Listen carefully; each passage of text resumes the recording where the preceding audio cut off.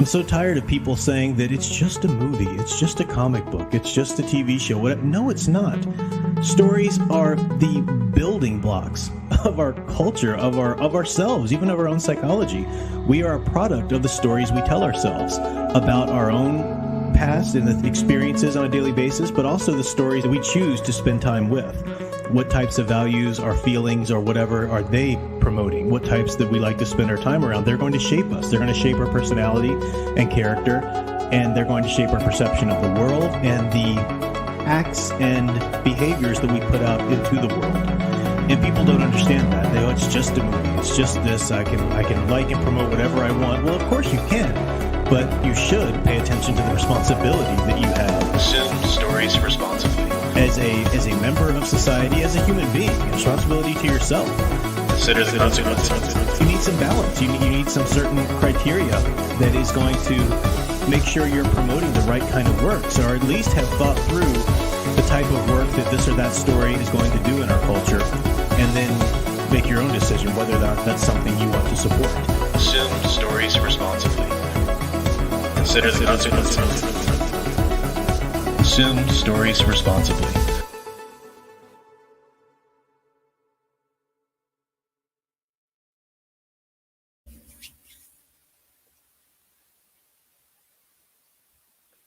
Hello everyone, I'm Professor Geek. Welcome back to the channel, and welcome to another Friday night stream. So we are going to, get into some stuff tonight. A bit of a topic here. So welcome to the chat. We do have quite a few folks here. Let's see. The stream was set up earlier today, so I don't know. You guys have been chatting for a while. Unfortunately, all of those chats aren't available to me anymore. They do lose sway in the chat there after a couple hours. Let me make sure I'm on live. Yeah, I'm on live chat. All right, good. So we have Matthew Flynn in the house. Welcome. Nathaniel's Lowsball always here. Big Al Presents. So good to have Big Al Presents back. That is great because you were sorely missed, my friend. And I will just announce now, I've been crazy busy. I talked to Al about this, I think, yesterday morning. Then we had some thunderstorms in here and a power outage, and then the internet went out and all kinds of crazy things. So I didn't get to do some of the work that I wanted to do, like setting up some streams for next week. But I talked to Al yesterday morning about this, and we are hitting the book studies next week. So Tuesday night over on the Catholic Bible Geek channel, we're doing chapters 1 and 2 of Lord of the Rings, The Fellowship of the Ring. And Thursday night, right here on Professor Geek channel, Thursday night, and we'll come back to this at the end of, or at some point in the process of our, what's the word I'm looking for? At some point in the lecture tonight, we'll come back to Thursday nights. We're going to be looking into the Darth Bane trilogy, and we're going to start our book study of that. So I'm talking about kind of carrying a theme lately, because it's a theme I've seen in culture about how we've got too many villain stories, or their quote unquote heroes are really just villains or villainesses or whatever. So we're talking about that. But I do hold up something like the Darth Bane trilogy, in which, even though it's named for a villain and, he's sort of the central theme, it's not really, he's not the protagonist. That's the key. I mean, you're following other characters, good guys, even just as much as you follow him in the story. So mash my mic there a little bit. So yeah, we'll talk about that. So I'll post the streams and promote those a little bit more in the groups and whatnot. But just put a bug in your ear. Tuesday, Fellowship of the Ring, and Thursday night, the Darth Bane trilogy begins with Big Al and I. So that's good. Welcome, Brian Gilmartin, Melissa Harrison Sons, Horizon Talker, Layinda61. Welcome. Talking back and forth. Indigo Dragon, Ginyu, Autobot Megatron. So many folks here. Samuel Proctor, great to see you. What else do we have here? Frieza 1500. Gamer, bunch of numbers. That's what I think when I see a bunch of numbers. Gamer and a bunch of numbers. I too many numbers for me to read. Green Lion Girl, welcome. Azriel, Albatross, Daniel. Got my dear Sound Engraver. Welcome, dear Sound Engraver. Leia Plus Size. Captain Red. All right. Got down to my dear Sound Engraver. Anybody else in here? Brianna Lee, welcome. My awesome son. Welcome. So, Like I could spend the whole chat going down in or the whole stream going down welcoming the chat. So we'll cap it there. But welcome to you all. I also am curious tonight to see how the video quality does, because I bought a Wi-Fi booster extender thing, and so far it's worked wonders. I have it on my computer hooked up to it, and it's the quality's been quite good, and it's not going to be professional quality or whatever. I mean, I've just got a little Logitech webcam there, but no more, hopefully, fingers crossed, no more pixelating or weird stuff there in the stream. So, where do we start with tonight's topic? As I named the stream, enough with the glorified, self-obsessed, split personality villain heroes.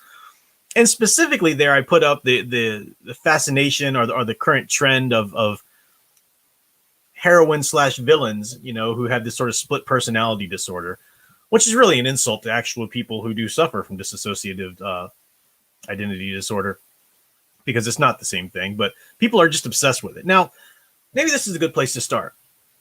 The playing with identities is part of the very core of the comic book superhero. Superman is that was the appeal, actually, that Schuster and Siegel were going for. That okay, they were comic book nerds. They were just comic books in terms of like the horror comics and whatnot that were in the day. They were pulp nerds, basically, is a better way of putting it. And they weren't a hit with the ladies. They weren't big athletes and whatnot. They weren't super popular. And the fantasy, that initial fantasy of the comic book superhero, even Superman to begin with, is what if I could turn around and go into a closet, change clothes, and I could step out, and suddenly I was more than what I am right now. Suddenly I'm the one that all the girls want to be with and the guys want to be like, and blah, blah, blah. That's kind of the seminal kernel of the fantasy that you want to live vicariously through your favorite characters. Now, Superman eventually developed well beyond that to becoming the great aspirational hero that we know and love him as today. At least anybody who appreciates the character as they should. But that's where it started. And a lot of other superheroes that branched off, Batman, of course, Bruce Wayne, and even Wonder Woman, being Diana Prince and whatnot. And Marvel, of course, eventually pushed the limits of that, trying to fudge the idea of secret identities. Steve Rogers, of course, just was Captain America. But for a time, I mean, even Iron Man was, Tony Stark was a secret identity of his. Iron Man was his bodyguard, I think was the technical story in the comics for a while. But the idea of a secret identity wasn't something that you truly have a split personality. It was a face that you put on so that you could do your hero work. More often than not, to begin with, I know it's evolved, and there are wonderful, wonderful Superman stories, for example, where Clark Kent really is the real deal, and Superman is not a face that he puts on, but anyway, the way it began was that, and it had to begin like this for it to play into the fantasy, that the secret identity, Clark Kent or Bruce Wayne or whatever, Bruce Wayne in a slightly different way, but they were the facade.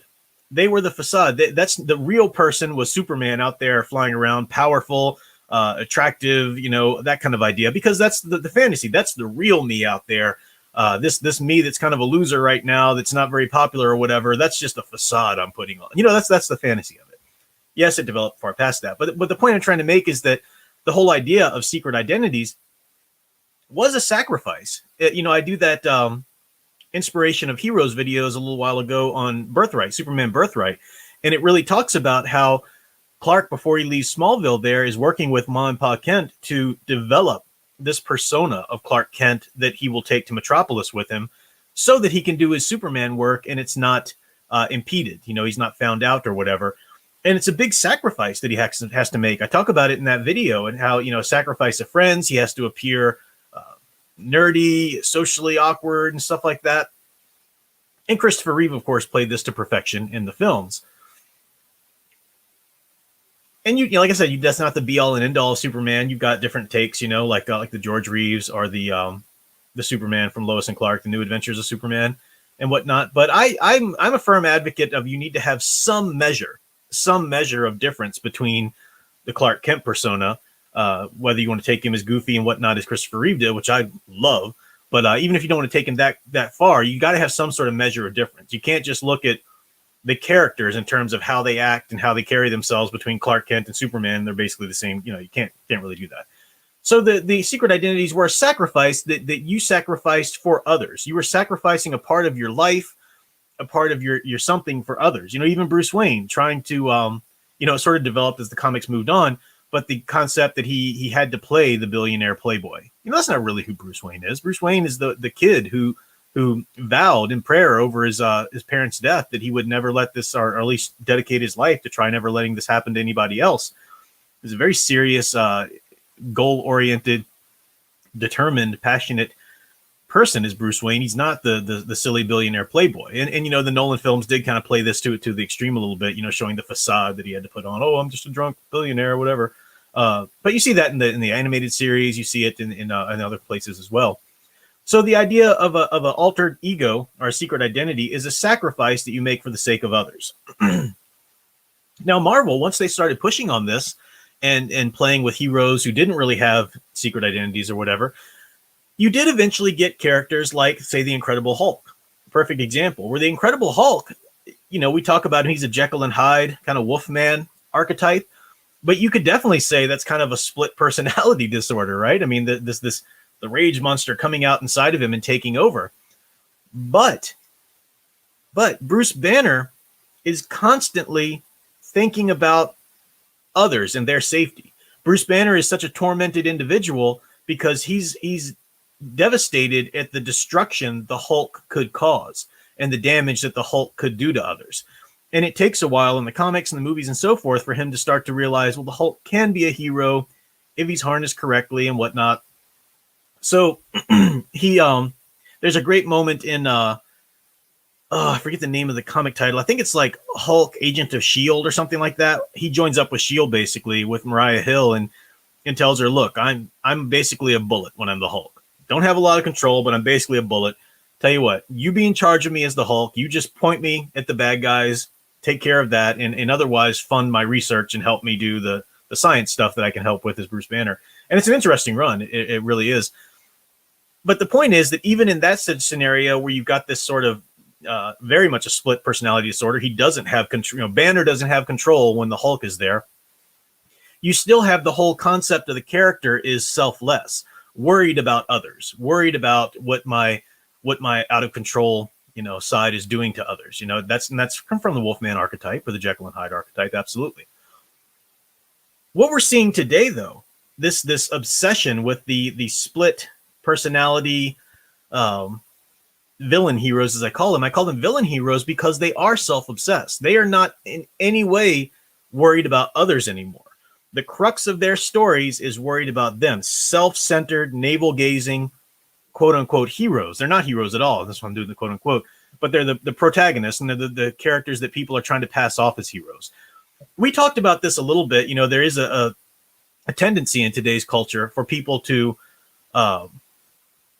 the woke culture in particular, they don't know how to do the hero's journey. They don't know how to write a self-sacrificing hero. So they write heroes, like I've said many times, like Captain Marvel, who are out there just to discover how great they already are, to discover how they are the victim, in fact, and so forth. And that's certainly the case with the images that I put on screen there.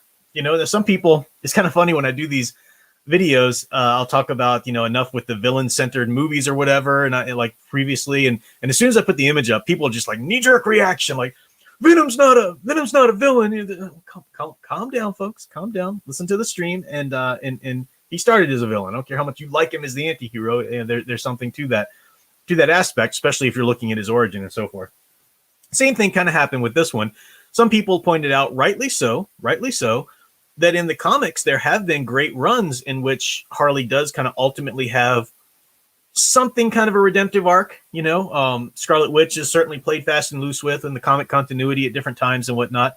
That's not anything like what we're seeing in these visual continuities, in these visual incarnations, rather.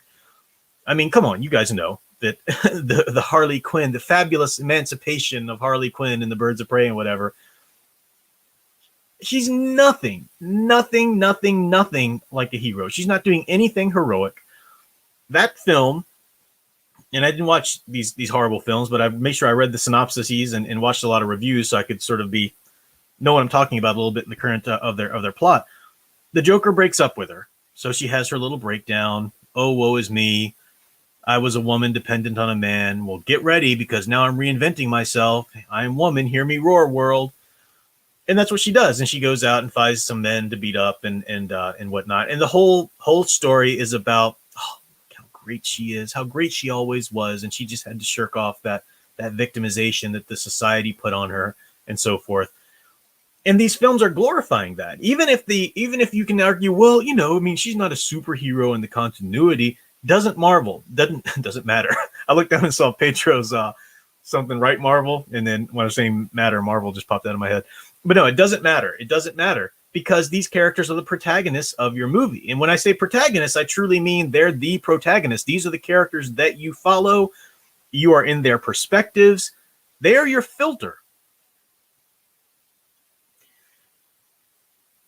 If your protagonist is a villain, they are going to be either glorified or made sympathetic to some level because they will not work as a protagonist if they aren't. I'm sorry, you Joker defenders, but I'm talking to you. Everybody wants to point out, it's weird with the Joker phenomena, the Joker movie. Anytime the woke Twitter mobs try to defend the Joker movie, you got people just knee-jerk reaction defending it no matter what. No, because they're really just against the Twitter mobs. They're not, when they die down, they'll start to admit that the issues with the Joker movie and whatever. But look, I'm not going to watch the Joker movie. It may be a wonderful film, artistically made, as I've said. I've heard it is, I've heard it isn't from pretty reputable sources. But I did look at the synopsis of it. He is your protagonist. Don't stop telling me about no, but the movie doesn't really it's not saying that you should feel sorry for him, but it's really bad what he does, and I don't care. You can say that all you want. He is your protagonist. The story wouldn't work. The story would not work if you didn't feel sorry for him in some measure and you weren't rooting for him in some measure. That's just the way stories work. Stop trying to deny it. And I hear people describe the movie and they say, well, yeah, it's about what the society did to him and stuff like that. So yeah, things done to him. That's not the Joker, the elemental villain of the comics. Bad things are done to him. Let's feel sorry for him. Let's watch his digression into madness. And that's such a shame. Yeah, it's bad what he's doing. That's just such a shame. No, that's not the experience you're supposed to be for the Joker. So I know that the Twitter mobs are trying to trigger people and trying to pit Cruella against the Joker. And people are rising to that bait all over the place. No, the Joker's amazing. Cruella sucks. Joker's amazing. Guys, if you're having that argument with them, you're right where they want you. Because you're arguing in either of those sides of the argument for a villain-centered film. This is what we need to get away from. I've said it many times. The fact that people were gung-ho for a villain-centered film in The Joker doesn't matter if there was no politics or no agenda or no woke nonsense going on. That paves the way for the Twitter mobs to go out and support their nonsense, Birds of Prey, Cruella movies, or whatever. We're normalizing and we're saying it's okay to have villains as the center of our films all the time now. And it's not. It's not a good trend. Once in a while, sure, maybe. But it was being done long before even the Joker film came about. And it's something that we need to get away from ultimately in our culture right now, because we're not in any kind of place where we can kind of level-headedly go and look at it every now and then as a foray into something new, because we can't even tell hero stories without trying to make them, tear them down and make them, give them some sort of villainous aspect or whatever. We've talked about that a bunch. So looking at the specific examples that I talk about in the thumbnail there, we talked a little bit about the Harley Quinn movie, even the WandaVision. Oh, people want to defend WandaVision. No, it's actually really well written. No, it's not. It's not. I read the synopsis because I heard from a bunch of people, it's actually a pretty good show. And, I'm interested to see what they do with her character. And I'm reading the synopsis of the whole series and thinking she's a villain. Look at this horrible thing she's doing because of her selfish needs, her love for Vision. It's not even her love for, an altruistic love for wanting to save the existence of Vision. Really, no, it's her. She needs him, and this is the kind of self-centered actions that our movies, especially the woke culture, is trying to push on people. That no, you're great. You don't have to change. You don't have to better yourself. Just get mad at other people if they don't already accept you as you are. And when it comes to loving or needing people, well, that's dependent on your needs for them. You know, how much do you need them? It's not about actual self-sacrificing love or hero work for somebody else. No, serve your own needs. Serve your own. If you need to go ahead and mind control a whole town to make them think that that they're part of your community so that you can have your hubby and children that you want to grow up and just keep them, you can go ahead and victimize them and do all of that. It's fine. And in the end, the series won't even penalize you for it. We'll have Monica Rambeau tell you how amazing you are for that, and we'll have all this kind of other stuff go on. Guys, WandaVision's garbage. How can you defend this show? How can you possibly defend this show? It's garbage. And it is riddled with woke culture nonsense. It truly is. I don't know how people are defending that. They're just, again, they're desperate. They haven't had anything hero-wise on TV for a while, and then something hits the airwaves, and they're like, oh, it's not all bad. No, it's horrible. Get some standards. And it's part of the theme. It's part of she has this split, you know, there's this Scarlet Witch personality that's calling, you know, they don't define it as much in the series, at least by the end of it, but it's the same thing, you know, well, there's another side to me. So Harley Quinn, you know, is mad, you know, her insanity is her other side that kind of takes over. And that's a cool aspect in terms of her as a villain. You know, there was a really great downloadable content for Arkham Knight. I think it was the Arkham Knight game, in which you could play as Harley in some of these maps. Like it was part of the prequel to the story. You were going to bust out Ivy from a police station over in Bloodhaven, I think it was. And she's a villain. So you're a villain, and as you're playing her, you can go into, like, you know, what's normally detective mode for Batman, but you go into basically insane mode, and you hear the different voices in her head. You hear the Harley Quinn voice talking to the Dr. Harleen Quinzel voice. That's fascinating because she's a villain. She's a villain. She might have a redeemable sympathetic side in there, but she's victimized into being a villain, or victimized. She's attacked by her own self into being a villain. That's it. So what happens though when you split that up, and what movies today are trying to do, like the Birds of Prey Harley Quinn film, is that they are trying to say, well, it's not her fault. It's that Harley Quinn side of her's fault. Or they're even trying to say, you know, in the Harley Quinn film, they're even taking it one step further and saying, well, the Harley Quinn side of her isn't mad and villainous. She's actually saving her. She's saving her from the evil opposition of little victim Harleen Quinzel. You know, the Harley Quinn side that's coming out and roaring and doing things for herself. She's saving her. So you've got this villainous side to you. Your id, your shadow, is suddenly being glorified as the thing that's going to save you in these films. And this is part of feminist, you know, modern day feminist message forever, right? Well-behaved women rarely make history. You know, stupid bumper sticker. You know, it's a message that they've been preaching for a while. You can't, don't obey the rules. Don't obey the laws. Don't, you know, think about yourself. Don't think about anything in terms of self-serving others. No. That's how the man keeps you down. Just think about yourself and get out there and do that. Sound Engraver, thank you very much. $5 says the writer's argument for these villain-centric films is to see the world how they see it, which is kind of devious when you think about it. It's extremely devious. I mean, as an actual hero yourself, you're called to maybe at one step see the world as a villain sees it, not so that you can stay there, so that you can learn how to pull the villain up out of that nonsense way of seeing the world and into her heroic way. But that's not what these films do. So we've seen that with Harley Quinn, and that's exactly what the WandaVision show is doing for Wanda Maximoff. She's been victimized all her life, with the Hydra and Sokovia, and then you know, they're even playing into it a little bit. Oh, even the Avengers were just using your power, you know, and this and that. And when are you standing up for Wanda? And when are you standing up for what she needs? And blah, blah, blah.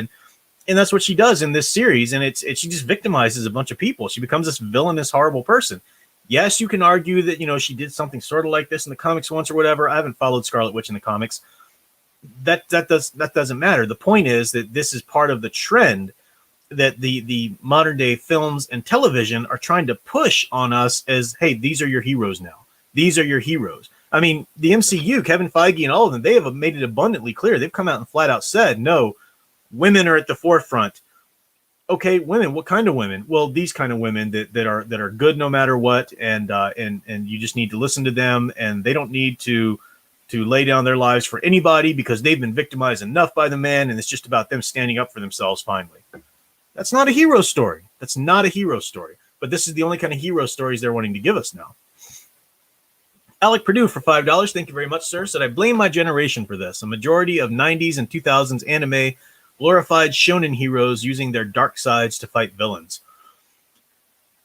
I mean, yeah, it's not just, anime or anything like that either. It's, there's an appeal to that to some degree is healthy. I'll explain. I did a video once talking about the Punisher and talking about the appeal of the anti-hero archetype.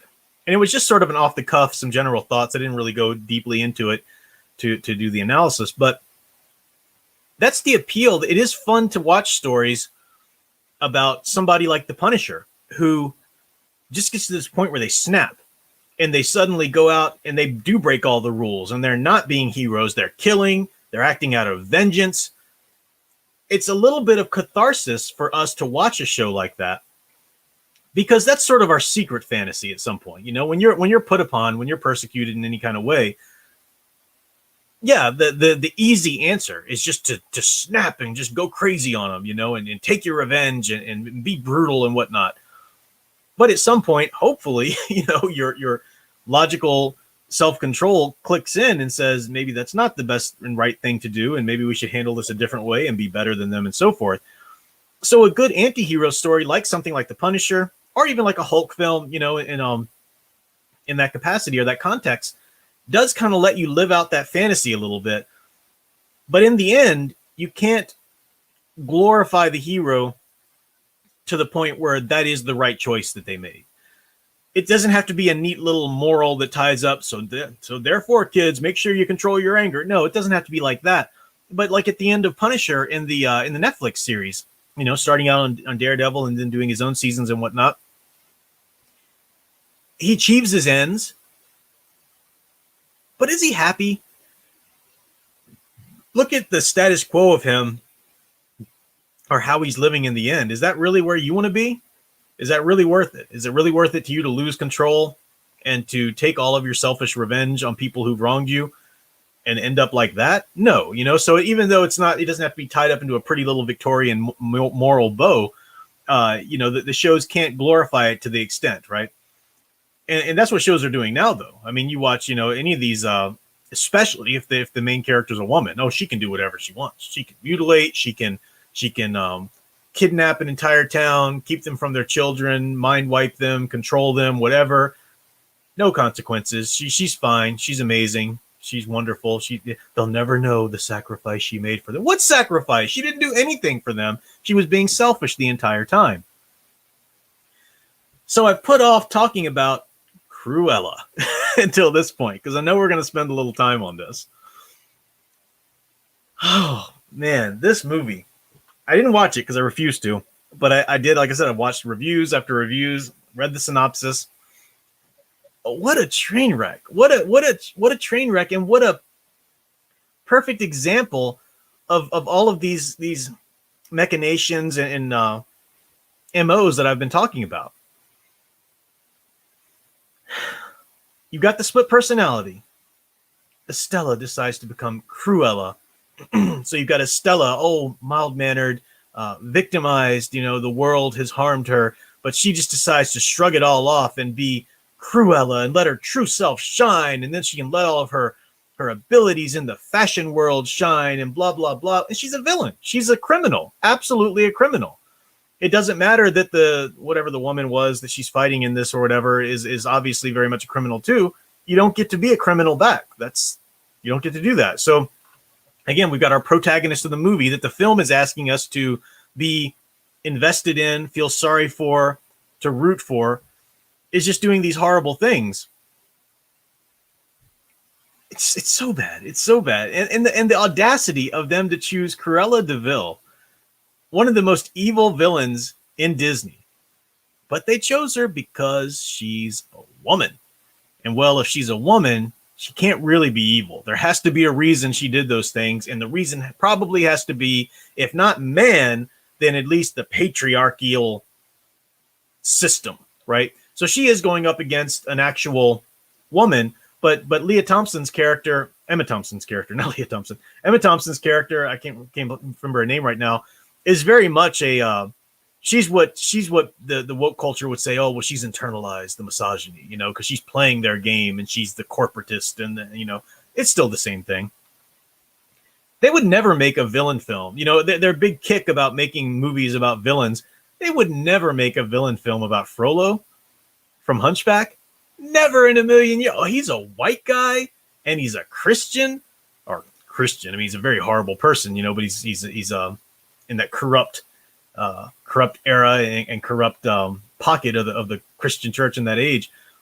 They would never, ever dream of doing a movie where they try to make him sympathetic or show how he came to be or anything like that. No. They'll do it if it's a woman. They'll do it if it's a minority character. I could see them doing a Scar movie because somehow they sort of think of Scar as either he tends to be a champion for either minorities or LGBT sometimes. It's weird. I've heard some weird things going on with the way people try to appropriate Scar. Villains are just villains. They're villains, and they need to stay villains. Especially these elemental villains. I mean, you can't get more elemental evil than Cruella de Vil. The woman who wants to skin puppies, not because of some deep-seated trauma, because she wants their fur to make a coat. That's all there is to it. It's very simple. She's evil. She's selfish. She's to be fought against. You don't do a movie about, well, I mean, let's delve into why. And by the end of the movie, too, I've heard some people say that it's not even really clear, like, so is this character that you've ended up with really suddenly going to want to skin puppies? Like they couldn't even go there. They just saw a character, and this is why the woke culture in particular jumps on Cruella, because she looks different. You know, she looks different. She's got that, look at the cartoon character, for example. She's somebody who would definitely not match the cultural images of beauty. You know, she looks different. She very much matches they're going for the punk era in the film in the 70s, but no, it's very much sort of a woke, I talk about the mental illness haircut. They don't quite have that, but the idea of dyeing your hair 2 different colors and all this kind of stuff. Her image is tailor-made for them. They gravitate towards the villains because that's who they kind of know on some level that they are. So rather than try to be better, let's just glorify the villains so we can just glorify ourselves. Let's just try to make an excuse for everything. No, that's not how life works. So it's not healthy for you as an individual in life. You can't go around making excuses for all of your actions and just I just need to love myself no matter what, and just rise above what the world is doing to me. You know, the world can persecute you in different ways, and people can have baggage and things like that. But if that's all you're focused on, if you're never focusing on how can you be better? You can't control what other people do to you. You can control how you react. How can you better yourself? But they don't even want to get there. Don't even talk about that because I'm so, I just need to wallow in my victim points. And this again is the influence of intersectional feminism. This is the, I'm just a victim. Everybody look at me, feel sorry for me, tell me affirm how amazing I already am without having to lift a finger to do better. Whether that's body positivity, don't tell me I have to eat better or exercise. Just tell me I'm beautiful and sexy as I am.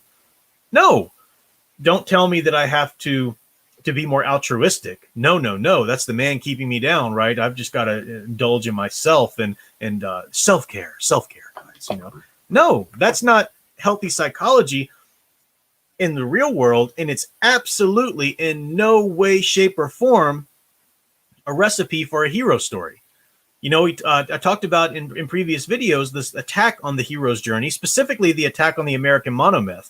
Tomorrow morning, I'll release part 2 of that video, the attack on the American monomyth, which is an edited compilation of last week's stream. But I've got part 2 that kind of delves into the Eternals and pulls out some more things about that, which will release tomorrow.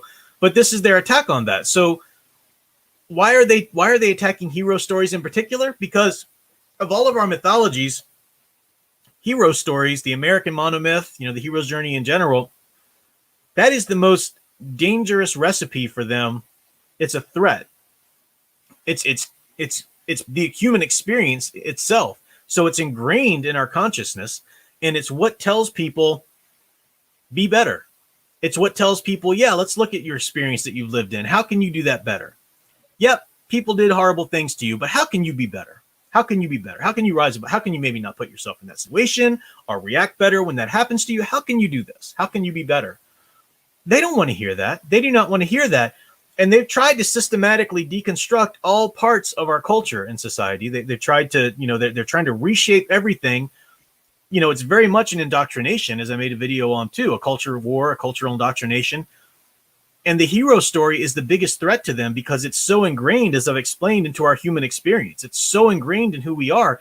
And we have such a visceral response to a good hero's journey story when we see it. Specifically as Americans, we still, no matter how far we've come away from the idea of a meritocracy and good work ethic, and social mobility and all that stuff, no matter how far we've come away from that, because they've tried to push us so far into a Marxist, ridiculous, woke, mentality, it's still there. It's still ingrained in our social fabric because it was so ingrained in the American way and so forth. And they're desperate. They're just beside themselves to do away with it, which is why they're attacking hero stories. And then Disney trying to eat itself, Disney, who's like Disney or hate them. I'm personally a huge fan of classic Disney. I mean, Disney was just, man, they were just something incredibly special. Looking at it from a mythological lens, I get it that everybody didn't like the Disney take on stories. I know. It's kind of funny. I love J.R.R. Tolkien and C.S. Lewis, but it's kind of funny to hear them turn into like the grumpy old Muppets when they talk about Disney sometimes, that's not real dwarves, stuff. But, they weren't American anyway. But looking at it, stepping back and just, whether you like the stories or the Disney touch or not, looking back at American culture and how Disney took, Walt Disney was such a pioneer in this because he recognized there are seminal stories in Western culture and in the human mind. I don't know how much he knew about the hero's journey. I don't know if he was reading Bruno Bettelheim or anything like that, but he understood that these stories were still popular for a reason. These Grimm's fairy tales and whatnot. And even before Grimm got to them, they were popular before Grimm altered them and made them what Grimm wanted to. So Walt Disney decided, well, I'll take them and alter them into this American dream and this American way vision. And Disney, for the longest time, was a huge part of American culture. It was a huge part of American myth lore. I love that. I thought that was so great. Not that every Disney film was wonderful. No, it clinkers all over the place, of course. But for the most part, they were truly, even in their downtimes before the Renaissance, and then certainly through the Renaissance and whatnot in the 90s, I mean, they were really about creating mythology. Like it or hate it, that's what they were about. They weren't about pushing agenda. The current day Disney, as we all know here, as we've all talked about, is 100% against that in every way. And they're trying to deconstruct our culture. And that means specifically trying to deconstruct the legacy of Disney. They're desperately trying to deconstruct the legacy of Disney. That's why it just grates on my nerves every time I see somebody post a funny little meme trying to attack Disney, but they cast Mickey Mouse as the villain, because he's the symbol of Disney and area. No, you're playing into their hand. Mickey Mouse is a wonderful symbol, a cultural icon of what Disney used to stand for and what that wonderful American myth lore used to be. Don't do that. They love that. They love that when you do a meme that takes Mickey Mouse and tries to degrade him or make him into some sort of symbol for your hatred of Disney. They're very much into tearing down symbols. They're conscious about that. They are consciously trying to tear down symbols because symbols have power. Symbols have great power. That's part of why the superheroes, we respond to them so much, because we respond initially to the hero's journey, that intrinsic human tale that they tap into for us. And then as we get to know the heroes, the symbol of those heroes means a great deal to us. I mean, Superman, that S shield, universally recognized as if not Superman, then a superhero, somebody to save you. I mean, that's a big deal, and they're trying to deconstruct that all over the place. Captain America now, they're trying to deconstruct Captain America. They're desperate to separate Captain America from Steve Rogers. I mean, Steve Rogers, come on, he's a white guy, he's heterosexual, he's a little too American apple pie. We need to take the well-known name of Captain America and associate that with a minority who's going to make the whole mantle all about minority struggles and cultures and blah, blah, blah, blah, blah, blah, blah. No, that's the war they want. They're trying to attack not only our stories, but our symbols, desperately trying to attack our symbols. Alec Purdue for $2. Thank you very much. Says King Mickey from Kingdom Hearts is the most heroic Mickey. I flippin' love Kingdom Hearts. I do. I dearly love it. I still haven't played part 3, but I played every game up through then. Even the I'm blanking on the names of them. There was Chain of Memories in part 2, but then they did some what are the ones when you follow Sora's, like, shoot, I can't remember the name. Leonard Nimoy did the voice in some of them and whatnot. But yeah, some of the other films that came, are the video games that came about that were telling sort of the side stories, not necessarily Sora in the mix, but part of it and everything. Yeah, the Kingdom Hearts mythology was so great. And then for those who don't know, that's basically the gamers decided to take Final Fantasy, that universe and those characters, and merge it with the Disney universe, kind of meet the two. And they created a wonderful mythology, a really wonderful mythology. And it fudges some of the rules with Final Fantasy and stuff like that. So if you're like a hardcore Final Fantasy fan, you might not like it. But I love it dearly. And I love that aspect. Anytime you take the Disney universe and tell it as a universe where you've got, Snow White and Cinderella knowing each other, or Peter Pan existing in the same world as Captain Jack Sparrow and stuff like that. I love that kind of shared mythology. Matthew Flynn for £5. Thank you very much, sir. Very much appreciated. The modern Mortal Kombat games try to portray Liu Kang as an aspirational hero, but he still kills. No, he's a monk. He should not kill. That's interesting. I'm not a big follower of Mortal Kombat. Like I think I said before, my only real association or knowledge of Mortal Kombat comes from the old DC Universe versus Mortal Kombat game, which I really love. That was really great. Classic costumes, really great story there. That's the fullness of my extent of Mortal Kombat. But it's interesting what you say. If he was a monk, yeah, he's not going to go around killing people. But they, it's a subtle, as I've said, it's an evil thing that they do, because they try to. The more they can desensitize you and try to normalize it in the culture, that, hey, come on, guys, it's silly to think that Batman wouldn't kill. Come on. I mean, how many people have you heard making this argument? It's not realistic. It's stupid. People need to stop with the no-kill rule. No, you need to get some standards. You need to rise up and better yourself if that's the kind of morality that you're aspiring to. No, Batman's a hero. He should never kill, period. Anti-heroes, Punisher, Deadpool, yeah, as long as you are viewing them as anti-heroes and not trying to make them the heroes, there are room for different archetypes and whatnot. So it's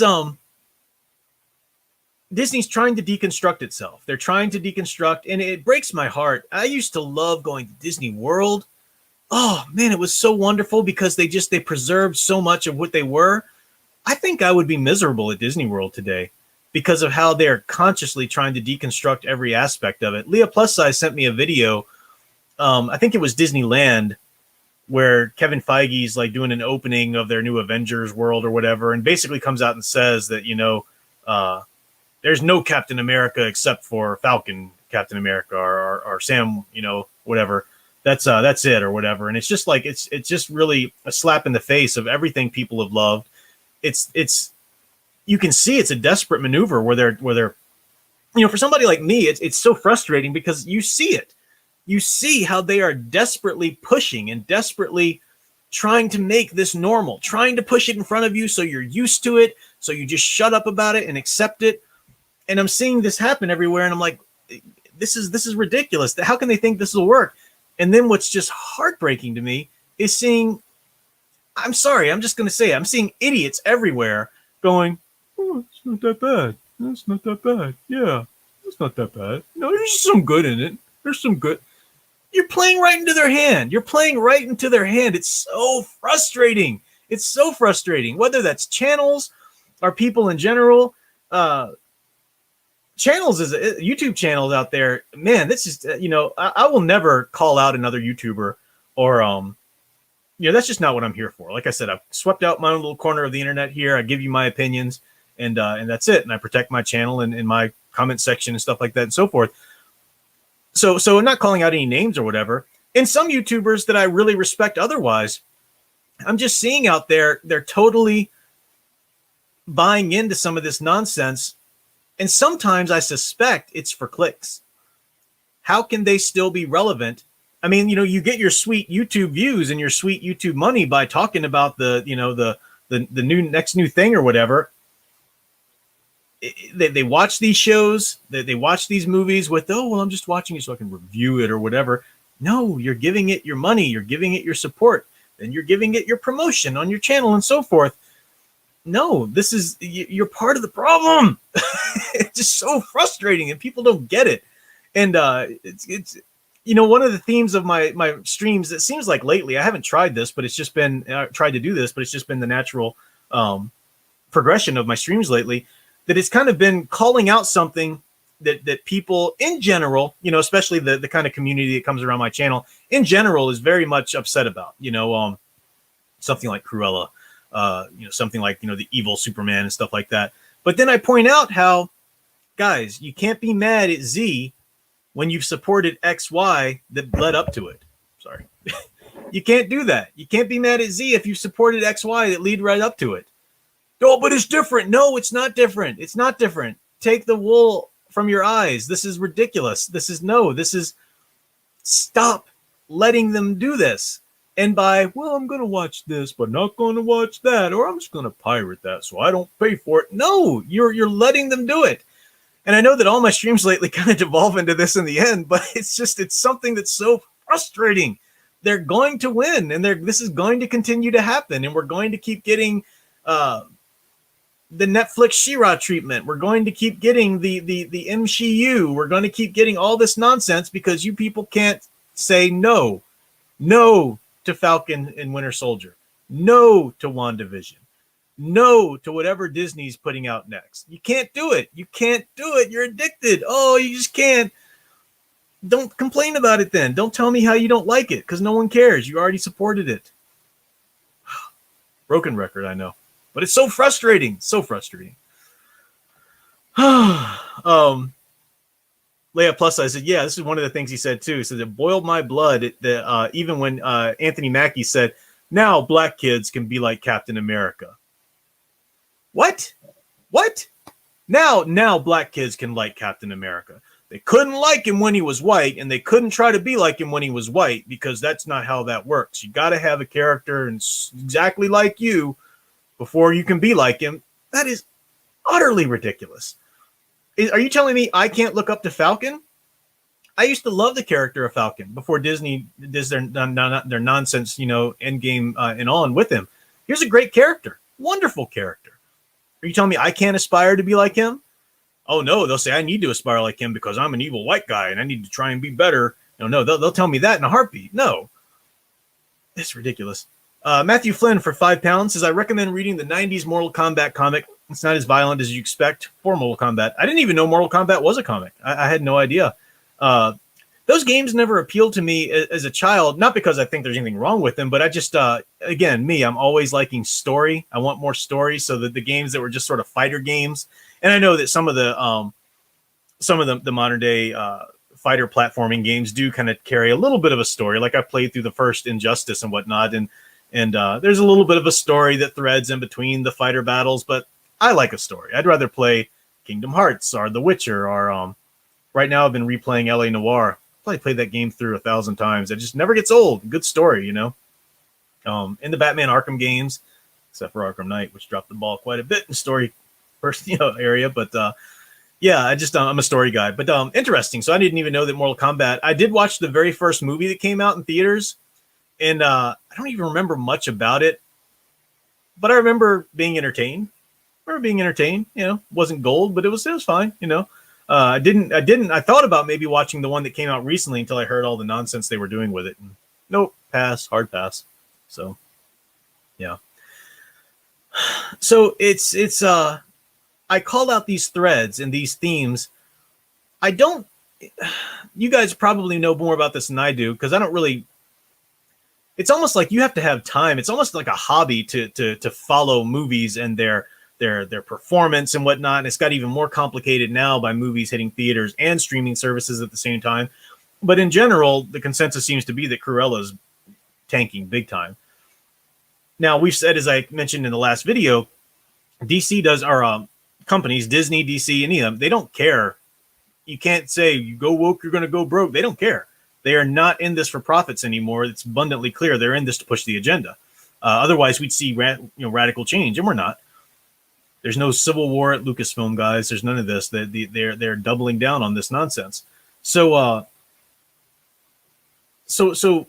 I don't know that it matters so much that Cruella tanked. I mean, what might matter, what I kind of see might happen is because we are seeing that desperate push. We saw this with the Harley Quinn Birds of Prey movie too on Twitter, that desperate push, from the Twitter, minority, because when we say the woke Twitter mob, they are absolutely a minority. The problem is they are vocal as all get out and annoying as all get out. And companies, for some reason, just think that they're the majority of the crowd out there. No, they're very much a minority. But sometimes, in a case like Harley Quinn, the Birds of Prey film, they make all the noise they can, and it's still not enough. The Birds of Prey movie is universally panned. You say that name in our culture, and people are like, ugh, If that becomes the case with the Cruella film, and that's sort of, I think the battle's still being fought right now, if culturally that's going to be the case or not. It doesn't matter that it's lost money or that it's done bad. Disney doesn't care about that. But if it gets to the point where it's no longer a vehicle for them to push their agenda, they might turn away from the revamping Disney villains for a little bit, maybe for good. But that doesn't mean that they've learned their lesson and now we need to give them a chance. No, they're going to find some other way. Again, what's important to them is pushing their agenda. So what'll stop them from doing a certain kind of movie isn't profit loss. It's realizing that certain kind of movie is no longer being accepted by you. You're no longer allowing yourself to be preached to through that kind of film in the culture in general. Then they'll just shift it a little bit and try another way to preach to you, which will be just as despicable and just as indicative of a misunderstanding of these films and whatnot. All right, so we're at 10:55. Let me check in with the chat a little bit here. I can't go too much over an hour because I still have some schoolwork to do that's by midnight. Like some of you know, over the summer I don't teach my own classes, but I'm always working on another degree, and right now I'm working on a master's in theology, and I have a paper due by midnight. So, let's see. But let me check in just a couple tags here. Brian Gilmartin says, to say that someone can't like a character because they're different skin color is fundamentally racist. Oh no, you can't be racist if you're a minority. No, that's not racist. You can't be sexist if you're a woman, and you can't be racist if you're a minority. No, that's the way that works.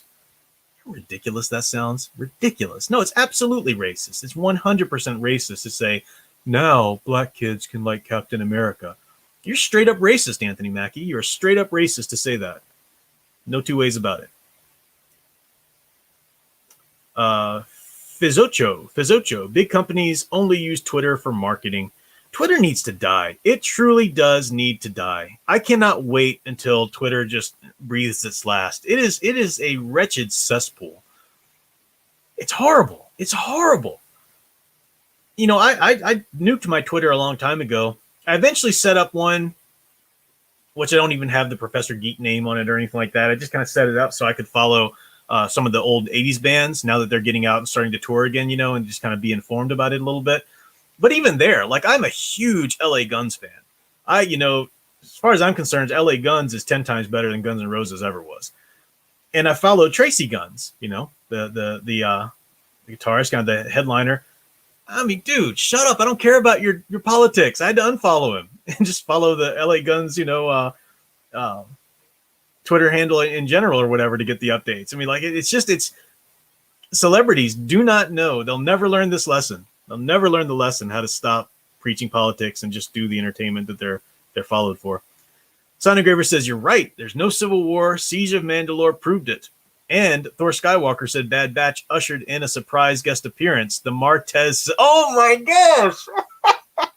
Oh, and for Thor Skywalker to admit that too, that must hurt him because he's been a rabid supporter of Siege of Mandalore and all that stuff. And oh, it's okay, guys, everything's fine here. And I think he's been supporting Bad Batch too. I know he's one of those YouTubers that just hangs in there. Oh, that must have hurt him when the Martez sisters showed up in Bad Batch. Guys, it's true. It's true. I mean, you can't keep looking at, well, Filoni's going to save us. Favreau's going to save us. No, they're all part of the plan to get you normalized and indoctrinated in. And the longer you'll hold out and think things are going to change, the longer they can preach to you and make it normalized. Favreau has been abundantly clear that The Mandalorian is a journey into the sequels, the sequel trilogy. It's a journey into that trilogy. No two ways about it. He's setting up the new order. Absolutely. He's been abundantly clear about that. Leia Plus says, Hollywood does not make movies. And I want to be clear there. I just said that I don't call out YouTubers when I'm talking about Thor Skywalker. No slight to Thor Skywalker. He's got a great channel. And I've liked a lot of the stuff he said. But as I said, I don't agree with all the channels, even the channels that I like and support. I mean, I've talked about Jeremy from Geeks and Gamers before with the Snyderverse. Jeremy's awesome. And Geeks and Gamers is a great channel. But yeah, I couldn't disagree more on certain things like about the Snyder Cut and stuff like that. And that's okay. I think some people get into this mindset that I see this sometimes with people who support my channel. It's like, oh, I disagree with you so much about that one thing you said. Well, good. That means you've got a mind of your own and you can do some independent thought. It's okay to disagree with the channel and yet still support it. That's fine. Leia Plus says Hollywood does not make movies to entertain. Now they are propaganda and a pretty box of movies. That's true. That's true. There's no story. It's propaganda pieces. Absolutely. Alec Purdue for $5 says, you think celebrities have hot takes? Listen to voice actors for 5 minutes on Twitter. Oh, I bet. And when I say hot celebrities, I'm talking about anybody in the entertainment industry. So not so much like movie stars or rock stars in general, but yeah, anybody. Definitely anybody's connected with a show. The problem is, and this is the problem that's been there forever, is that people think, oh, I've got a platform. People are listening. Well, now it's my duty to preach to them. It's my duty to preach. No, it's not. That's disingenuous. That's a slap in the face. When you've called people around you saying, hey, I'm an actor, or hey, I'm a singer, or whatever, and people come around you then to see your acting, to hear your singing. And there's a little bit of a cult of personality, that follows with our celeb culture, oh, and what's your favorite color? What'd you have for breakfast? There's a little bit of that, but that's gone crazy today because now the celebs think, well, they want to know, they're interested in whatever I do so I can have influence. I have influence so I can tell them how to vote. I mean, every stinking election season, how many of these stupid celebrities come up there and just lose all their dignity by doing political, what's the word I'm looking for? I'm blanking. When you endorse political endorsements, or political commercials or whatever. It's so you shut up and act, dance monkey. That's what you do. You're not qualified to tell me how to vote or how to think about this or that. The cult of personality that people, oh, what's your favorite color and so forth. Those people are not the ones that you want in the voter booth anyway. Gonna wrap it up here in a second, but Sound Engraver says I was told by someone that as an artist I should be responsible to put social issues into my art. Oh, that's disgusting. That is utterly disgusting. Yeah, I've been told things like that as a teacher too, right? At universities, you'll see in their manuals, like their mission statements. We are here to produce globally enlightened citizens. That's always graded on these citizens in terms and meaning that they get out there and do their part for the system, for the society, for the culture. No, what happened to just producing independent critical thinkers? Oh, can't have that. Can't have them out there independently thinking all these kinds of things. They might be thinking the wrong thoughts. No. We need to make sure they're thinking the right thoughts. And as a teacher, it's your duty to indoctrinate and so forth. Yeah, I've heard that nonsense there, but you're absolutely right. Artists too, writers, comic art or musicians or whatever. Samuel Proctor says, before he was a Disney stooge, Jon Favreau was the arch enemy of the EU fans. Really? Jon Favreau was the arch enemy of the EU fans? I didn't know that. I don't know anything about that.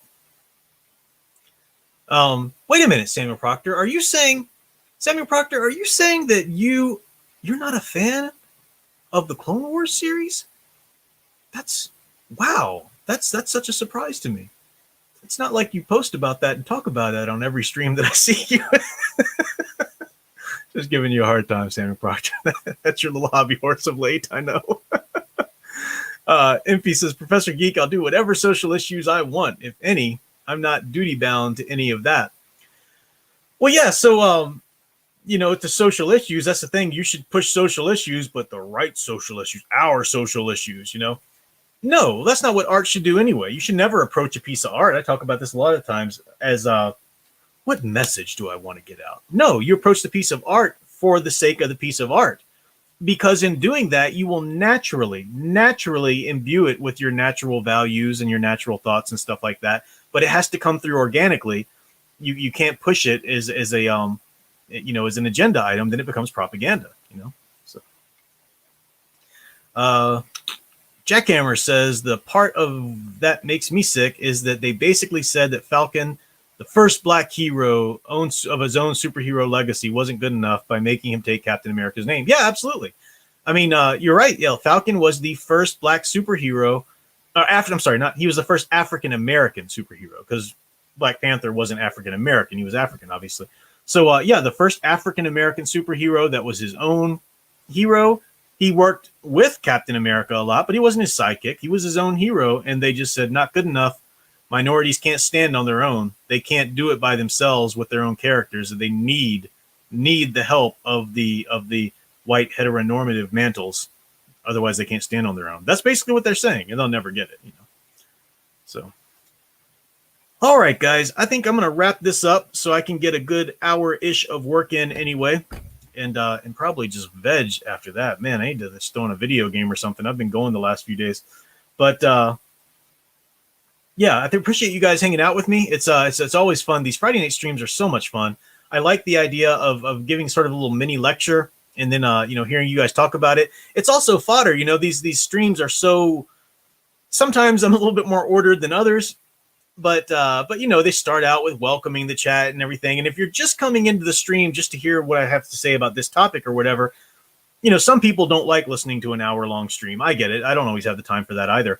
But that's why I cut out segments throughout the next week. So like I said, tomorrow I'll release the last little segment from last week's stream, which is part 2 of their attack on the American monomyth. And I'll certainly be cutting out portions of this stream as well. Looks like, you guys can tell me what you think, but looks like my Wi-Fi booster has really worked. I haven't seen the first remote issue with the camera. It's been wonderful. People say sound is great, so that's awesome. That is awesome. So maybe the camera issues are done on the Professor Geek channel with the Wi-Fi extender. So thank you, folks. I will be back. Let me see a couple things to announce. Since Tuesdays and Thursdays are taken up with book studies next week, as I said, the Darth Bane trilogy is going to be Thursday, and I do have a link in the description below if you want to buy your copy of the first book or an edition that has all 3 of the trilogy in one. And we'll talk about how you can do a story that's even named after a villain, which is actually not making the villain the hero or whatever, or the protagonist. So we'll look at that. That's Thursday. Tuesday, for those Lord of the Rings fans, over on my Catholic Bible Geek channel, which is a very small channel, still trying to grow that as I can. But we're going to be doing the book study of the first 2 chapters of the Fellowship of the Ring. We're going to start moving through there. So since I'm doing Tuesdays and Thursday nights now with book studies again with Big Al, then Monday night is going to be designated my game stream night, because Sound Engraver is taking a little time off this summer from her Monday night streams. So I'm going to kind of hold that spot for her, keep it warm, and do game streams. So Monday night, I'll continue with Knights of the Old Republic. I only have a little tiny bit left. We're already on the Rakatan homeworld. And then we just got to do the Starforge on that. And then after that, we're going to move right into Knights of the Old Republic too. So Monday night will be game streams. Game streams will still come randomly when I have time, maybe a Wednesday night or a Saturday, something like that if I have time, but that depends. But Monday night is, for the summer anyway, that's the scheduled time for it. So lots of good content coming from the channel. I make sure I'm putting out a recorded video, kind of pre-produced video, at least between all those streams. So Thank you, folks, for all your support. It's much appreciated. Thank you for the super chats tonight, and for those just joining in and giving me that thumbs up and participating in the chat. It's always fun.